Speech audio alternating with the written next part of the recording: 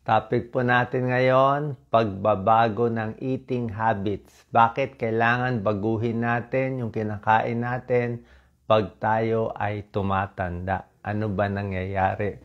Yan na na-experience ko. Actually, siguro mga age 50 years old, mararamdaman nyo na to. 50, lalo na siguro pag senior. Pero yung iba, 40 pa lang, nararamdaman na. Dati, yung mga gusto nating kainin, pwede nating kainin lahat, di ba? Lahat ng soft drinks, junk food, kahit minsan pag kumain tayo, ang bilis, wala pang 2 minutes, ubos na natin sa platong kanin. Pero ngayon, pag tumatanda, hindi mo na magawa. Okay? Kaya mo pa rin kumain ng isang platong kanin in 2 minutes, pero pag kinain mo, nako, impatyo, sakit sa tiyan, di ka matunawan, kala mo ma-heart attack ka. Bakit? Kasi po, nagbabago yung katawan natin. Ang katawan natin, ang tiyan natin, ang intestine natin, nagbabago pag tumatanda. Okay? Di ba? Yung mata lumalabo, tenga humihina, ganun din. So, ang tiyan, yung digestion, humihina, bumabagal ang panunaw. Tapos yung mga gastric acid, pancreatic enzyme, yung mga enzyme na chemical na pangtunaw ng pagkain nababawasan. Kahit yung laway nababawasan. Kahit yung pagbaba ng pagkain dito sa esophagus, humihina. Kaya madalas tayong mabulunan. Madalas tayong maimpatyo. Madalas tayong mag-constipation. Yung dating kaya natin, ayaw na. Bukod dito, syempre, mabagal pa metabolism natin kaya tayo tumataba din. Bababa testosterone, liliit ang muscle, at dahil dito, lalaki ang tiyan. Pag ganyan, tataba pa, kaya lalong mahihirapan. So, pagdating ng 50 years old, kahit 40 years old dapat baguhin nyo na yung pagkain nyo. Okay? Para maganda panunaw, hindi rin gano'n tumaba. 1 out of 10. Number 1, dapat gawin na nagkakaedad, bawasan na yung kinakain. Portion control na ngayon. Talagang mindful portion control. Sabihin, pakonti-konti na yung kinakain mo, tapos mas madalas. Hindi na pwede yung kain lang ako 2 times a day, pero sobra dami. Medyo hindi na kaya ngayon. Kasi dapat fewer calories na, mas tumataba at mas konti na lang kakainin. Number 2, kailangan damihan mo ang fiber at gulay. Kasi nga, kailangan mo pampabusog para hindi mag-constipate, maganda sa tiyan. Mas marami ng gulay, mga 2 tasang gulay sa isang araw, kahit anong gulay. Kangkong, talbos, ampalaya, favorite ko, okra, pwede lahat yan, patola. Tapos, prutas din. Yung mga prutas na hindi nakakataba. Apple, mansanas, pears, suha, orange, pwede yan. So, more fiber intake. Tapos yung kanin, mas babawasan. So, yan ang second adjustment. More gulay. Yung kanin, dati 2 plato, di ba? Di ba? Minsan kasi nasanay tayo ng bata tayo. Dati 2 cups of rice ako ngayon 1 cup. Ako dati 1 cup. Ngayon, half cup na lang ako. Mga 3/4 cup na lang. Hindi na po pwede yung ganung karami kasi palaki ng palaki ang tiyan ang mangyayari. Number 3, dadamihan mo na yung protina mo. More isda na ngayon. Kung dati hindi ka kumakain ng isda, ngayon kailangan mo na ng omega-3 fatty acid sa isda. Less oil. Anong klaseng isda? Merong pwedeng bangus. Hasa-hasa, tuna, tamban. Yung may pera, kaya, salmon, lahat to. Omega-3 fat, kahit tilapia, okay lang tilapia. Maganda kasi itong omega-3 sa nagkakaedad, kailangan natin to sa utak. Para hindi maulyanin, hindi makakalimutin, o yung mga senior dyan, di ba? O kailan kayo nag-umpisa makalimot? Hindi mo na mabanggit yung pangalan, hindi mo na masabi kung ano tong bagay na to. Medyo may delay ka na ng 1 second, 2 second, humihina yung utak. So, kailangan mo isda, omega-3 fatty acids, less Alzheimer, less dementia, less diabetes. Okay? Yung mga ibang healthy fats, avocado, mani, okay lang. So yung kain, konti-konti, dahan-dahan. Ha? Hindi na pwede yung gusto mo dati. Number 4, tip para sa tiyan, maraming tubig. Okay? Tubig kasi, pag tumatanda kasi kumukonti talaga yung laway. Bukod sa konti yung saliva, konti yung panunaw, ayaw bumaba yan. Pag delikado yan marami nabubulunan. Pero kumain ka ng kanin, hindi ka muna uminom ng tubig, magbabara dito yan. Pag nagbara yung kanin o yung karne dito, ayaw bumaba, nakakatakot. Ha? Nandito lang yan, hindi ka makahinga. Ayaw bumaba. O, pwede mo itulak ng tubig kung babagsak yung kinain mo. Pero dapat relax lang, kalma. Kasi esophagus natin humihina din. Kaya sabi ko, kailangan marami kang tubig, 6 glasses minimum na tubig o liquid in a day sa senior. Pero pag 8 to 10, okay pa rin Depende sa'yo. So, pero yung maraming tubig, 8 basong tubig, kung ayaw nyo na tubig, pwede tsaa, gusto nyo, minsan kape o juice, pagpigyan natin. Pero maganda tubig, maganda nakabalance sa buong araw. Huwag puro umaga, tanghali lang. Dapat meron din konti sa may hapon, sa gabi, lalo na pagising sa umaga. Ako, pagising sa umaga, talagang hahabulin mo mga 3 baso agad. Kasi kailangan mo mahabol baka mag-kidney stones, delikado. Kasi madilaw yung ihi buong gabi. So, stay hydrated. Tapos, bago sumubo, tubig. Tubig konti, ibasa muna bago sumubo. Tapos, konti lang muna. Pag bumaba na, kain ulit. Bagal-bagal. Baka mabulunan kayo. Delikado po yan. Pag nabulunan, talagang relax lang. Minsan, tinatapik pa yung likod. Mamaya magbara. Number 5, pag tumatanda na, asin binabawasan na. Yan ang problema ko sa mga restaurant natin. Sobra alat lahat. Grabe. Kahit anong restaurant, kahit fast food, parang ginawa yung ulam para lagyan ng kanin. Hindi mo makain yung ulam mag-isa. Kaya sobra-sobra yung asin natin. Dapat nga 2,300 milligrams lang per day ng salt tayo. Pilipino, 8,000 milligrams. Yung asin na kinakain ng Pilipino, 4 times the recommended. Kaya maraming may sakit sa kidney. Maraming nagdadialysis sa asin. Maraming may bato sa bato dahil sa asin. Maraming may high blood dahil sa asin. Diba? Namamaga. Maraming may heart disease. So, yung asin, babawasan. Anong sikreto? Magluto sa bahay. Basta magluto sa bahay. Sabihin mo, ayaw kumain sa bahay, matabang Yun ang maganda. Yung luto sa bahay ang pinakamaganda. Kasi ikaw magtitimpla Pag restaurant kasi, syempre, restaurant Kailangan niya bumenta. Diba? Hindi naman siya pwede magluto ng Doc Willie healthy foods sa restaurant. Walang bibili sa kanya. Lalagyan niya maraming mantika, maraming asin, maraming patis, maraming betchin. Talagang todo niya na talagang mapipilitan ka kumain. Yun ang problema. Sodium low, bawal na pang matanda. Number 6, high protein na. Bukod sa isda, high protein foods. Anong high protein foods? More isda, more chicken, more lean meat. Hindi na pwede yung kanin, ganito karami. Diba? Yan ang gusto natin. Tapos yung ulam, konti. Actually, nung bata ako, nagpapasikat ako. Nung bata pa ako, siguro mga 14 years old, papakita ko sa tatay ko.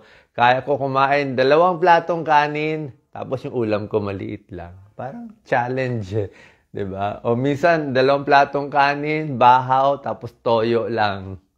Toyo, mantika, diba? Ang sarap. Ay, nako, bawal na lahat. Puro carbo, walang protein, patay tayo. Pag tumatanda, baliktad na. Carbo mo, konti na. Kasi tataba ka na Hindi mo na kailangan maraming calories. Kung ano kinakain mo ng bata ka, pag 40 years old ka na, bawasan mo na. Pag 50 ka na, mas bawasan mo pa. Pag 60, 70, mas bawasan mo. Bakit? Konti na lang requirement Bata, malikot, mabilis. Pag matanda, madalas nakaupo. So, wala ka binaburn. Kain ka lang ng kain. Mag-soda crackers na lang tayo, di ba? Pampapayat. Nanay ko, naalala ko, mahilig sa soda. Yung walang lasa, merong mga walang lasa, okay naman. So, more protein, Fish, chicken, lean meat, pero dahan-dahan yung kain. Carbo, bawas na. Okay? Tofu, tokwa, monggo, pwede yan. Tapos tapos sa prutas, huwag masyadong matatamis. Laging konti. Para tayong kaing ibon. Number 7, ito na, home cooking. Matipid pa ang luto sa bahay. Malinis ang luto sa bahay. Sigurado walang bakterya. Mas healthy, mas control mo pa luto sa bahay. At luto sa bahay, hindi mo sosobrahan ng asin, hindi mo sosobrahan ng mantika, hindi mo sosobrahan ng sugar. Paano ikaw mismo? Sa restaurant, wala naman silang paki. Hindi naman. Ako nga, gusto ko nga gumawa ng restaurant na healthy food, walang bibili. Pero okay lang yun. Number 8 out of 10, babaguhin pa nagkakaedad, high calcium foods. Okay? Vitamin D and high calcium. Bakit? Itong may sense lahat to Pag tumatanda, mahina ang puso, omega-3, fish. Pag matanda, mahina ang buto, di ba? Nafa-fracture, kaya calcium and vitamin D. Pag tumatanda, mahina ang muscle, lumiliit, kaya high protein Konti na lang yung carbo. Yung kanin kasi, pampalaki ng bilbil. Ulitin ko, kanin, tinapay, punta yan sa bilbil. Pero pag manok o isda na laman, pupunta sa muscle. Mas gusto mo more muscle. Yun ang nangyayari. So, number 8, high calcium, vitamin D, mga high calcium foods. Pwede ka mag low-fat milk. Dapat low-fat milk lang. Yung hindi pwede ng gatas, merong mga almond milk. Pwede rin mga gulay, green leafy vegetables. May konting calcium din siya. Keso, yogurt. Pero yung keso natin kasi medyo parang hindi ganun ka-healthy. I'm not sure Oo. Alam ko, keso dapat healthy. Pero minsan yung natin keso, minsan masyado matataba din Yung mga cheese natin. So, itlog, pwede rin. Itlog, lalo na yung egg white, meron din yung vitamin D, maganda yan. Dilis, calcium. Isda, yung mga buto-buto, pati yung mga maliliit na buto, kinakain ko So, high calcium foods, vitamin D. Tapos, konting araw sa vitamin D. 10 minutes o 15 minutes. Tapos, lakad-lakad. Lakad-lakad. May tips ako sa lakad-lakad Actually, ako hindi ko nahabol 10,000 steps. Medyo iba ang style ko. Next time, tuturo ko sa inyo. Ang turo ko sa inyo, 5,000 steps lang ako, pero dadaanin mo sa ibang exercise. Yung paa kasi pag pinudpud mo na puro steps lang, yung paa mo lang mapupudpud, baka tuhod mo lang mapudpud. Gusto mo, wag mapudpud, yung steps niya, tama lang, mga 5,000, pwede na yan sa senior. Tapos yung iba naman sa kamay, sa tiyan, sa likod. So, iba-iba naman. Huwag puro isang part lang ng katawan ang bubugbugin mo. Dapat lahat medyo may galaw. Number 9, syempre, pag senior na, more than 50, number 9, bawal na soft drinks. Common sense. Kung magso-soft drinks ka, konting-konti, para lang malasahan. Ako, minsan, si Doc Lisa, uminom yan minsan ng soft drinks So, ako, konti lang. Baka 1 ounce lang, 2 lagok lang. Para lang malasahan. Pero after that, wala na. So, soft drinks, processed food, junk food, chichirya, lahat ng mga added sugar, wala na. Yung mga matatamis, bawas na talaga. Kahit yung mga kakanin, minsan pag ginawa yung kakanin, ang daming sugar, grabe. Tingnan nyo sa ibang bansa. Alam mo nyo sa ibang bansa, pag yung mga cake nila at hindi matamis. Sa atin, ang tamis, grabe. Pati pandesal natin, ang tinapay, alam ko yung mga French bread na mga ganyan, walang sugar yun matabang Diba, matabang. Sa atin, ang pandesal natin, ang tamis. Paano ang daming sugar na nilalagay? So, soda, processed food, junk food, bawas na. More whole foods. And number 10, eat a rainbow. Yan. Ito maganda to, rainbow. Alam nyo ano rainbow? Rainbow is red, Roy G. Biv, di ba? Red, orange, yellow, blue, indigo, violet. Basta makulay na rainbow na prutas, na pagkain na ginawa ng Diyos healthy. May video ako niyan eh. Bawat kulay may benefit. Umpisa tayo. Konti lang, shortcut lang. Red. O red sa puso. Strawberry sa puso. Ano pa ba mga red? Apple, red sa puso. 'Di ba? Yan, maganda sa puso yan. Orange color, yung mga carrots, tomato, 'di ba? Maganda rin yan sa mata, sa puso. Yellow, yellow? Mga bell pepper, yellow. O, pakwan, matamis, merong yellow pakwan. Green, lahat ng gulay, green, para sa tiyan, 'di ba? Ano yung mga blue, indigo, violet? Ube. Ube is blue. 'Di ba? Maganda ang ube. Basta makulay ginawa ng Diyos, maganda. Ano pa ang blue? Talong, blue. 'Di ba? So yung makukulay, lalo na yung bell pepper. Yung bell pepper may pula, may yellow, may green. Talagang punong-puno ng antioxidants. Bawas cancer. Ako gusto ko talaga carrot juice eh. Yung carrot juice. Yung carrot, pag ginus mo, 'di ba? Maraming pag-aaral sa carrot na iwas sa breast cancer at ibang cancer. Okay? So, eat a rainbow. Yung makukulay, yan ang maganda. And finally, dapat i-review mo yung kinakain mo.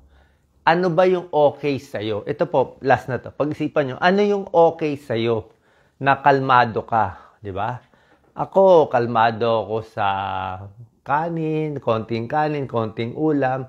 Pero yung mga ibang matitigas, lalo na pag mga spicy, hindi na kaya.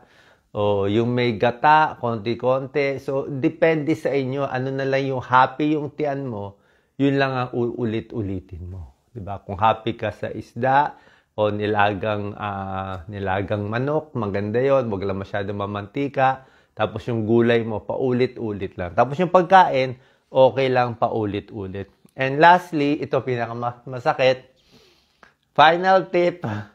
Sabihin ko ba, mahirap to. Bumili ng timbangan. Okay?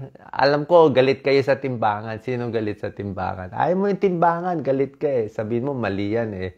Sabihin mo, fake news yan timbangan. Pero, pag may timbangan ka at tumayo ka doon, nakita mo pabigat ng pabigat ka, mapipilitan ka pumayat eh.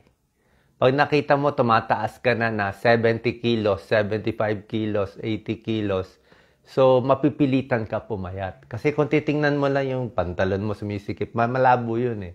Dapat may timbangan talaga para i-adjust mo yung sarili mo na huwag tumaba. Sana po nakatulong tong video.